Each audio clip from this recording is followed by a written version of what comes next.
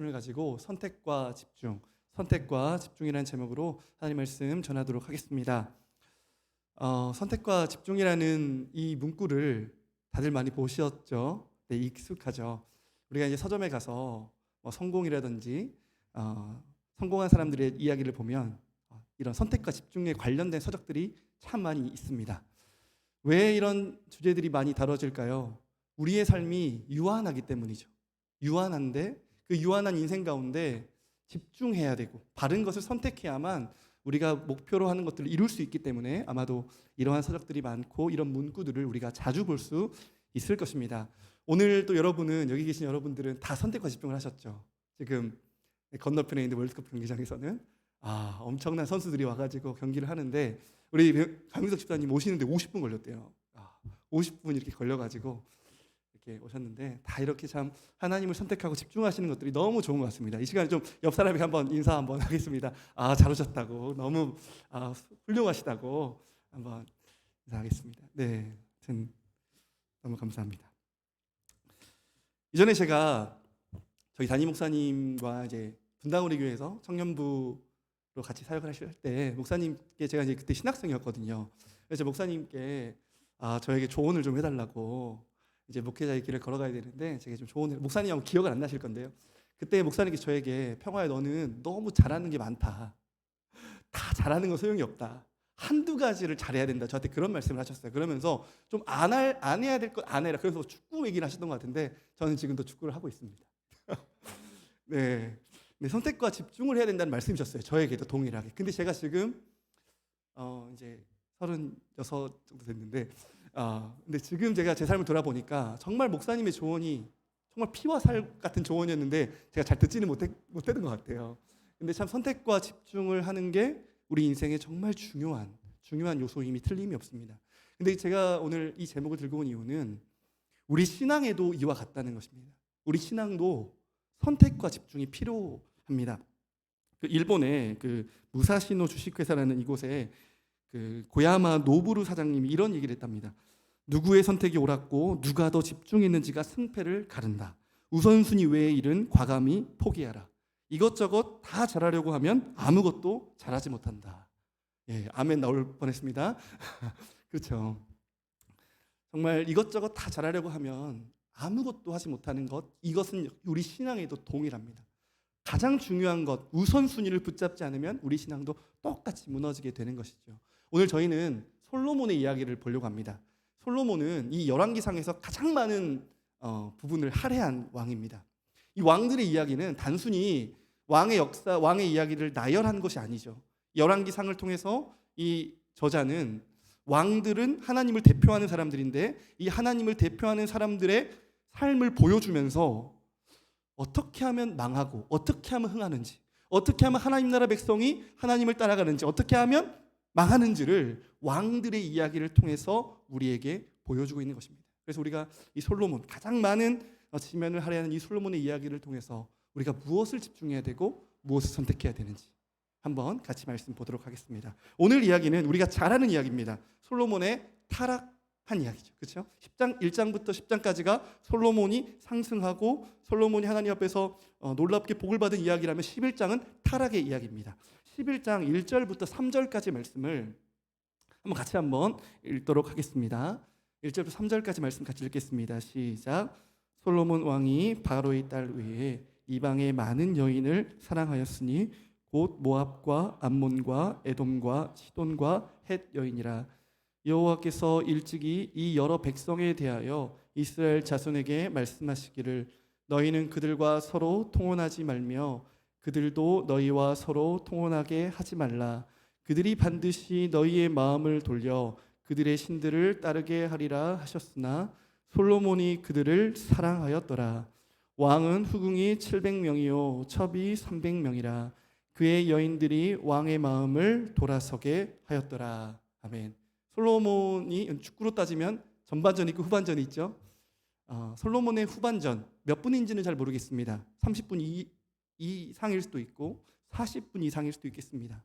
혹은 후반 15분 전일 때도 있겠죠. 근데 솔로몬의 후반부는 어땠습니까? 분명히 앞부분의 솔로몬은 하나님이 딱 한 가지 구하라고 했더니 뭐 구했습니까? 듣는 마음을 달라고. 이 백성이 너무 많은데 하나님 듣는 마음 주셔서 이 백성을 잘 다스릴 수 있게 해달라고 하나님의 듣는 마음을 구했습니다. 그리고 1,000번제를 드렸죠. 1,000번제를 아무나 드릴까요? 아니에요. 사랑하는 사람만 할 수 있는 거죠. 하나님을 너무 사랑했습니다. 하나님이 주신 은혜에 너무 감사했습니다. 한 가지 구하라면 하나님의 은혜를 구했어요. 그게 솔로몬이었습니다. 그런데 오늘 본문에 보면 솔로몬이 어떻게 되었습니까? 솔로몬이 1,000번제가 1,000명의 여인으로 바뀌었습니다. 아주 재밌죠. 1,000명의 여인을 하루에 한 명씩 만나면 몇 년 만나야 됩니까? 거의 3년을 만나요. 만약에 이틀에 하루 만난다고 하면은 5년 이렇게 만나야 되죠.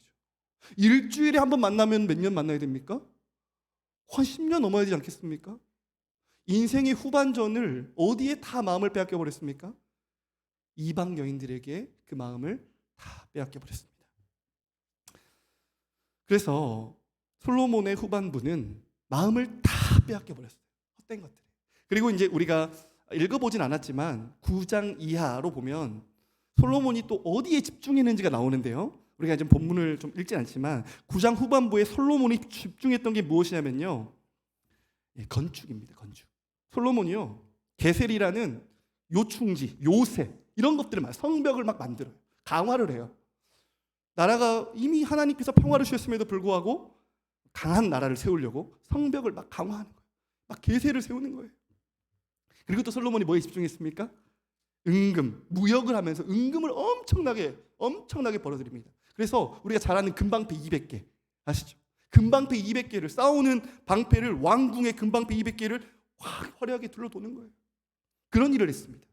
뿐만 아니라 솔로몬이 어떤 일을 했습니까? 너무 돈이 많으니까 막 상하 보좌를 만들고 층계를 막 만들어서 그런 일들의 인생을 쏟는 것입니다. 또 보니까 병마를 많이 만들고 애굽을 의지한 이야기들이 솔로몬의 후반부에 나오는 것을 우리가 볼 수 있습니다. 그러면 솔로몬이 그 후반부에 무엇을 한 것입니까? 첫 번째, 여자의 마음을 빼앗겼죠. 그렇죠? 두 번째는요, 은금이죠. 돈의 마음을 다 빼앗겨버렸어요. 세 번째 무엇입니까? 성벽과 자신을 지켜주는 이러한 것들, 성벽, 병마, 이러한 것들에 쌓는 후반전을 솔로몬 인생에 살았던 것입니다. 신명기 17장에 보면 왕이 하지 말아야 될 것들이 있습니다. 그게 뭔가요? 바로 이 세 가지입니다. 하나님께서 이스라엘 백성 중에 왕이 된다면 어떤 것을 지켜야 한다고 했습니까? 첫 번째, 은금을 많이 가지면 안 된다고 말씀하셨습니다. 두 번째, 여인을 많이 두어서 안 된다고 하셨습니다. 세 번째, 병마를 많이 두어서는 안 된다고 했습니다. 그런데 솔로몬은 어떻게 했습니까? 이 세 가지를 집중하는 인생 후반전을 산 것입니다. 사랑하는 성도 여러분, 이 결과가 어땠을까요? 이렇게 인생 후반전을 보내버린 이 솔로몬의 이 마지막 이야기가 어떻게 끝날까요? 우리 11장 12절 말씀을 같이 한번 보도록 하겠습니다. 11장 12절 말씀 같이 읽겠습니다. 시작. 그러나 내 아버지 다윗을 위하여 내 세대에는 이 일을 행하지 아니하고 내 아들의 손에서 빼앗으려니와. 아멘. 어떤 일이 일어납니까? 하나님이 다윗 때문에 이 솔로몬 때에는 나라를 쪼개지 않겠다고 하세요. 그런데 네 자녀의 때는 나라가 쪼개진다는 거예요. 나라가 망한다는 거예요. 사랑하는 성도 여러분, 이 인생 후반전 하나님이 집중을 한 것을 집중하지 않았을 때 다른 것들의 마음을 빼앗긴 솔로몬은 어떻게 되었습니까? 그 다음 세대가 완전히 붕괴돼 버렸습니다. 나라가 쪼개져 버려요. 이따가 보겠지만 그 아들들의 나라에 온갖 솔로몬의 영향력들이 가득해요. 우상들이 가득해요. 이전 세대보다 더 악을 행했다고 그 아들 르호보암 시대에 이야기를 하고 있는 것입니다. 오늘 우리가 무엇에 집중해야 될까요? 하나님이 솔로몬에게 무엇을 집중하라고 말씀하셨을까요? 우리 같이 말씀을 보도록 하겠습니다. 우리 열왕기상 11장 9절부터 11절까지 말씀입니다. 하나님께서 집중하라고 하신 것을 한번 같이 읽도록 하겠습니다. 9절부터 11절까지입니다. 같이 읽겠습니다. 시작. 솔로몬이 마음을 돌려 이스라엘의 하나님 여호와를 떠남으로 여호와께서 그에게 진노하시니라. 여호와께서 일찍이 2번이나 그에게 나타나시고 이 일에 대하여 명령하사 다른 신을 따르지 말라 하였으나 그가 여호와의 명령을 지키지 않았으므로 여호와께서 솔로몬에게 말씀하시되 내게 이러한 일이 있었고 또 내가 내 언약과 내가 내게 명령한 법도를 지키지 아니하였으니 내가 반드시 이 나라를 내게서 빼앗아 내 신하에게 주리라. 아멘. 정말 죄송한데 우리 승기랑 이제 저기 그 제습기 좀 꺼주실 수 있어요? 네, 오늘 9절부터 11절에 보면은 하나님께서 솔로몬에게 2번 나타났다고 하세요. 그렇죠? 하나님께서 솔로몬에게 2번 나타나셨대요. 이때가 언제인 줄 아십니까? 첫 번째는 솔로몬이 1000번제를 드리고 한 가지 기도했을 때 하나님이 나타나셨을 때예요. 솔로몬의 꿈에게. 두 번째는 솔로몬이 성전 기도를 드린 다음에 하나님께서 또다시 솔로몬에게 나타나셔서 말씀하실 때예요. 9장의 이야기죠. 이 2번이에요. 솔로몬 인생의 가장 중요한 2가지 사건에 하나님이 나타나시는 겁니다. 그리고 솔로몬에게 어떤 말씀을 하셨냐면요, 오늘 말씀에 보면 어떤 말씀이 우리 눈에 들어오십니까? 명령이라는 단어가 계속 반복됩니다. 그렇죠? 여호와의 명령. 하나님이 솔로몬이 1000번제를 드리고 가장 귀한 기도 제목을 드렸을 때도 하나님은 솔로몬에게 이 말씀하셨습니다. 솔로몬아, 네가 나의 명령을 지키면, 이 말씀이 3장인데요. 우리 열왕기상 3장 14절 한번 보여주시겠습니까? 열왕기상 3장 14절. 제가 읽겠습니다. 내가 만일 내 아버지 다윗이 행함같이 내 길로 행하며 내 법도와 명령을 지키면 내가 또 내 날을 길게 하리라. 내 날이 길게 될 것이라는 거예요. 이게 더 중요하다는 거예요. 하나님이 보시기에 내가 얻은 지혜보다, 내가 얻은 은금보다, 내가 얻은 명예와 부보다 더 중요한 것이 있는데 그게 뭐냐면 하나님의 법도와 명령을 지키는 것이라는 거예요. 두 번째 말씀도 볼까요? 열왕기상 9장 4절과 9절입니다. 너무 기니까 4절부터 7절까지만 우리 눈으로 좀 보겠습니다. 제가 읽겠습니다. 내가 만일 내 아버지 다윗이 행함같이 마음을 온전하게 하고 바르게 하여 내 앞에서 행하며 내가 내게 명령한 대로 온갖 일에 순종하여 내 법도와 율례를 지키면 내가 내 아버지 다윗에게 말하기를 이스라엘의 왕위에 오를 사람이 내게서 끊어지지 아니하리라 한 대로 내 이스라엘의 왕위를 영원히 견고하게 하려니와 만일 너희나 너희의 자손이 아주 돌아서서 나를 따르지 아니하며 내가 너희 앞에 둔 나의 계명과 법도를 지키지 아니하고 가서 다른 신을 섬겨 그것을 경배하면 7절 내가 이스라엘을 내가 그들에게 준 땅에서 끊어버릴 것이요 내 이름을 위하여 내가 거룩하게 구별한 이 성전이라도 내 앞에서 던져버리리니 이스라엘은 모든 민족 가운데서 속담거리와 이야기거리가 될 것이며 이렇게 이야기하고 있습니다. 좀 길었지만 제가 읽은 이유가 있습니다. 이게 중요하기 때문입니다. 하나님께서 2번이나 솔로몬의 인생에 나타나셔서 2번이나 똑같은 이야기를 하셨다는 거예요.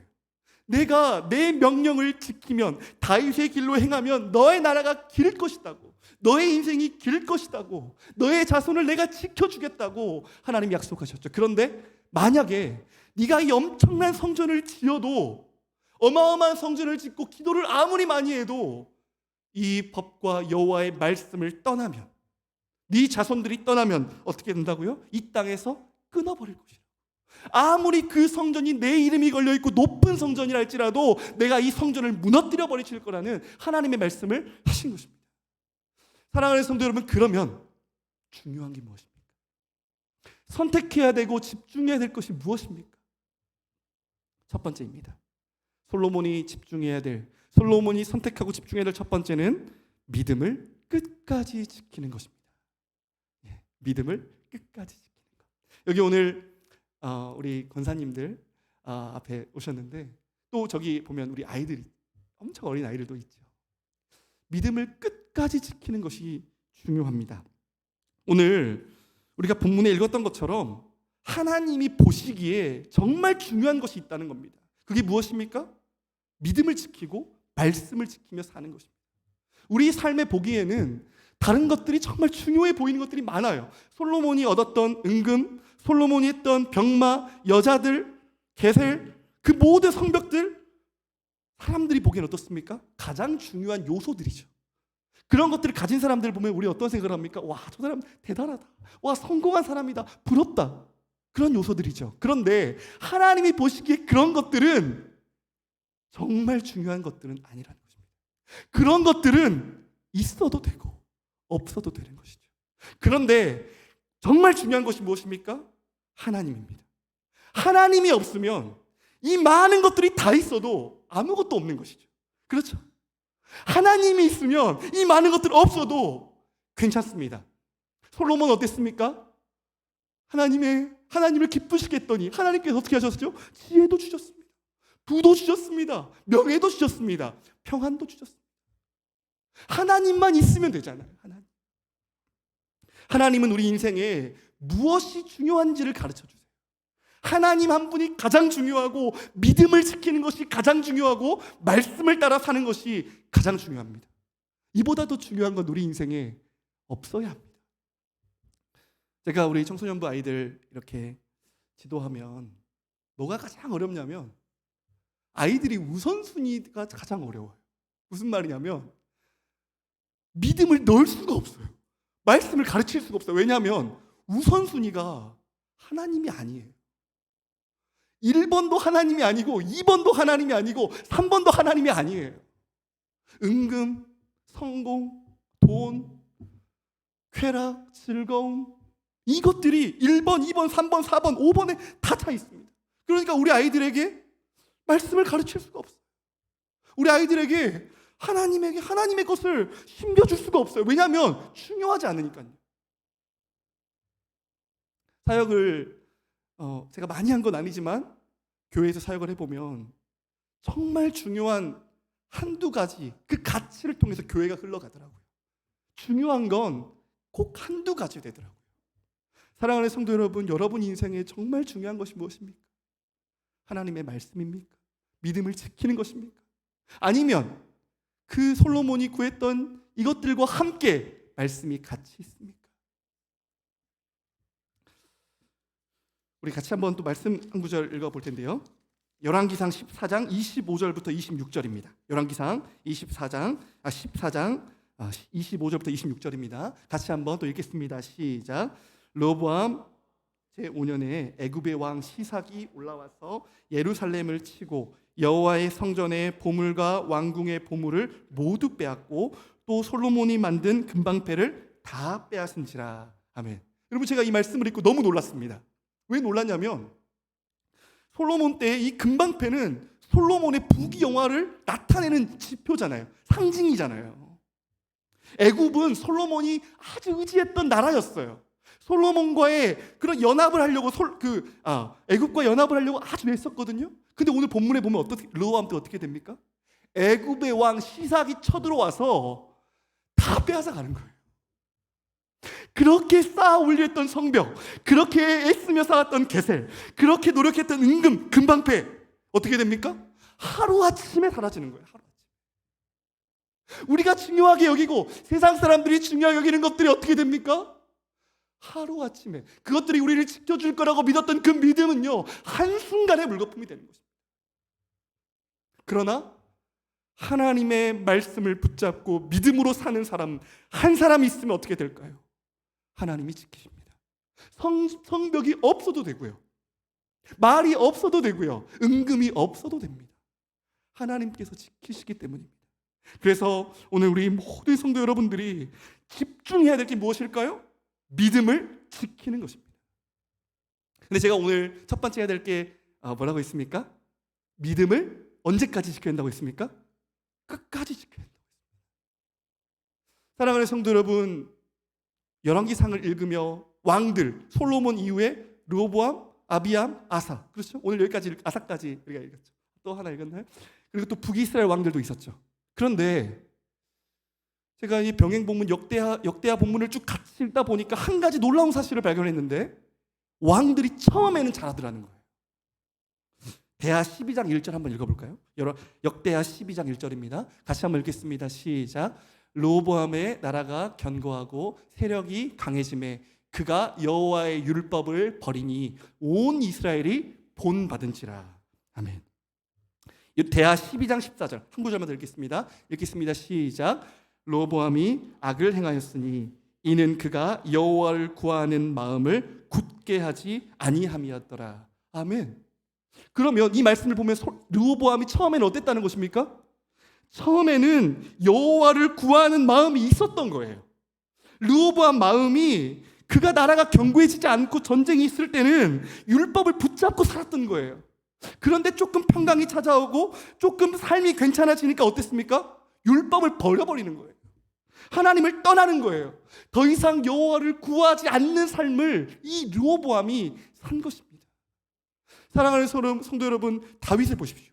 다윗이 언제 밧세바를 범죄했습니까? 전쟁이 끝날 때였어요. 전쟁이 이제 그치고 평강이 찾아왔을 때, 다윗이 더 이상 출정하지 않아도 되는 그때 다윗이 무너졌습니다. 솔로몬은 언제 무너졌습니까? 성전 건축까지 다 끝나고. 르호보암은요? 아비암은요? 사랑하는 성도 여러분, 끝까지 믿음을 지키는 게 중요한데 한때 좋았던 거예요. 전반전은 잘했던 거예요. 제가 저도 축구를 참 좋아하지만 전반전에 5대0으로 이기는 게 중요한 게 아니에요. 끝까지 지키는 게 중요하죠. 후반전 5분 남겨놓고 역전골을 먹으면 경기가 지면요, 지는 거잖아요. 끝까지 믿음을 지키는 것이 중요합니다. 그런데 말씀에 보는 것처럼 끝까지 믿음을 지키는 게 너무나 어렵습니다. 제가 이제 좋아하는 류현진 투수가 있습니다. 혹시 아십니까? MLB에 우리나라를 대표하는 왼손 투수죠. 근데 이 투수가 정말 제구력이 좋아요. 던지면 스트라이크예요. 근데 이 투수가 제가 알기로 2년 전쯤에 이제 수술하기 전에 위기 상황을 맞습니다. 그러니까 뭔가 문제가 생겨서 제구력이 안 잡혀요. 그러면서 인터뷰를 하는데 뭐라고 하냐면은 매일매일 조정해야 된다는 거예요. 이 컵에 일정하게 공을 던지려고 매일매일 자세가 조금만 틀어줘도 공이 바뀐다는 거예요. 세계 정상급에 올라간 이 투수도 매일 자신의 자세를 교정한다는 거예요. 조금만 바람이 불어와도 영향을 준다는 거예요. 그래서 그 똑같은 루틴과 자세를 정말 지켜가는 그 투수의 인터뷰를 제가 본 적이 있습니다. 사랑하는 성도 여러분, 공을 하나 던져서 정확하게 넣는 것도 정확한 루틴과 자세가 필요하죠. 우리의 믿음을 지키고 말씀을 지키는 이 삶을 잘 살려면 어떻게 될까요? 여기에 온 마음을 쏟아야 됩니다. 온 집중을 쏟아야 됩니다. 믿음을 지키고 말씀을 지키는 것은 어느 한때 해야 되는 것이 아니라 우리의 평생 해야 될, 평생 하나님 앞에서 가장 중요한 우선순위를 두어야 할 영역이라는 것입니다. 신명기 17장 18절부터 20절 말씀을 같이 한번 읽도록 하겠습니다. 신명기 17장 18절부터 20절입니다. 같이 읽겠습니다. 시작. 그가 왕위에 오르거든 이 율법서의 등사본을 레위 사람 제사장 앞에서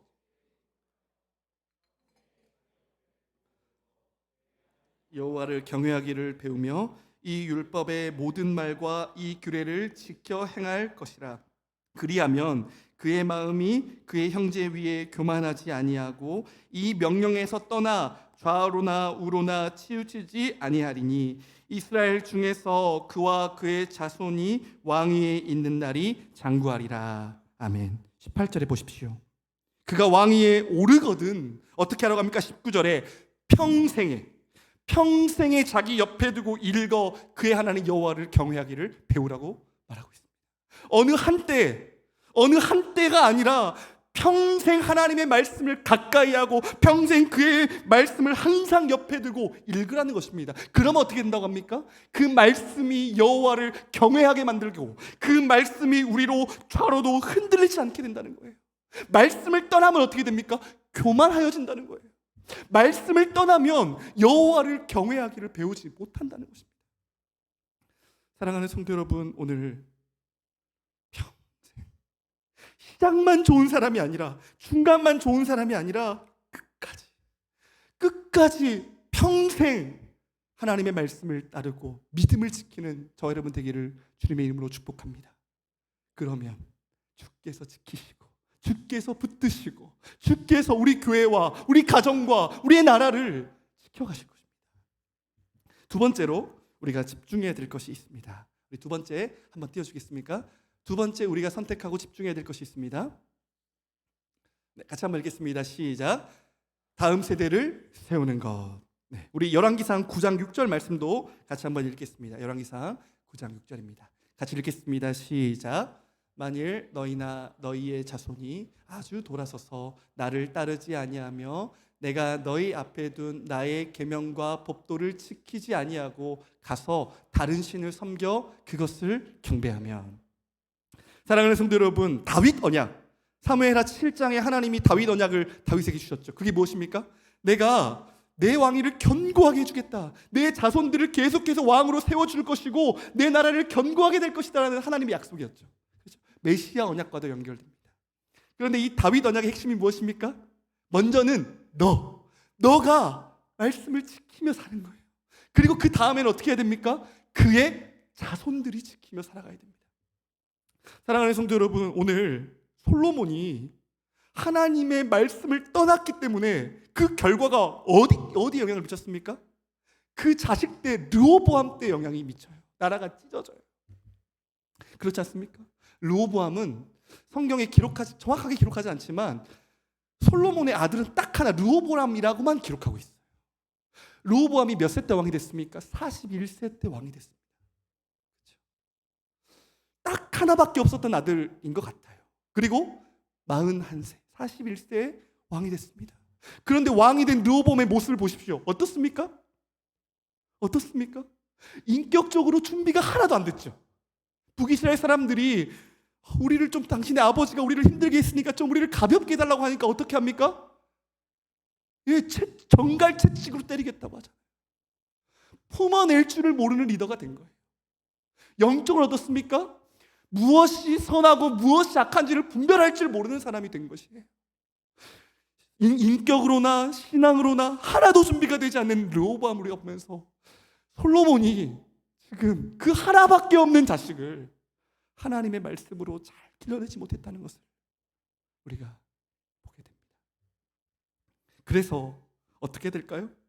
그래서 그 자식만 문제가 됐을까요? 아니에요. 르호보암이 그렇게 살아가니까 남유다 전체가 그 르호보암을 본받으면서 온 나라가 우상 숭배에 들어가는 일들이 벌어집니다. 사랑하는 성도 여러분, 하나님이 우리에게 원하시는 것, 하나님이 여로보암 왕도 세우시고 솔로몬 왕도 세우시고 하나님이 우리를 왕 같은 제사장으로 부르신 이유가 무엇일까요? 복을 주시기 위함이에요. 복을 주시기 위함이에요. 그런데 그 복은 자동적으로 주어지는 게 아니죠. 우리가 하나님의 복을 받는 비결인 그분의 말씀대로 살고 그분의 말씀대로 자녀들을 가르치고 훈계하면서 그 자녀들이 그 말씀을 따라 살도록 하면서 복을 받도록 하는 것이 하나님이 우리를 향한 뜻입니다. 그런데 많은 그리스도인들이 예수님을 믿으면 열심히 교회 봉사를 하면 복을 받을 것이라고 생각해요. 절대 그렇지 않습니다. 오직 하나님께서 복을 주시는 유일한 길은 여호와 하나님을 섬기는 것입니다. 말씀을 떠나 좌우로 치우치지 않고 그분을 따라 걷는 것입니다. 이번에 아시안게임 때 100m 400계주 보셨습니까? 동메달 땄죠. 그때 우리나라 100m 제일 잘 달리는 김구경 선수가 눈물을 흘렸어요. 우리나라가 100m를 잘 못하죠, 단거리를. 근데 이 계주에서 우승을 하니까 막 우는 거예요, 이 사람. 앞으로도 이런 일이 없을 거라고 정말 감격스러워하면서 너무 기뻐했습니다. 근데 계주에 중요한 게 무엇입니까? 나만 1등으로 달리는 게 중요한 게 아니에요. 미국 선수들 얼마나 잘 달립니까? 그런데 바톤을 실수하면요, 꼴등합니다. 사랑하는 성도 여러분, 우리의 신앙은 우리 때 하나님의 뜻대로 살아가는 것 정말 중요합니다. 그런데 거기서 끝나는 것이 아니라 다음 세대에게 바통을 넘겨주는 것이 더 중요합니다. 하나님의 언약이 무엇입니까? 하나님께서 메시아를 주시겠다고 이 나라를 견고하게 해주겠다는 자손에 이어가는 복의 약속을 주시는 거잖아요. 그러면 우리가 힘써야 될 것들이 무엇입니까? 바통을 전달하는 거예요. 다음 세대가 이 믿음과 하나님을 따르는 일을 잘 할 수 있도록 이 일에 마음을 쏟아했습니다. 그런데 솔로몬은 인생 후반전을 어디에 쏟았습니까? 여자에 쏟았습니다. 인생 후반전을 어디에 쏟았습니까? 성벽 짓는 것에 쏟고 계세를 쏟고 방패 맞는 데 쏟고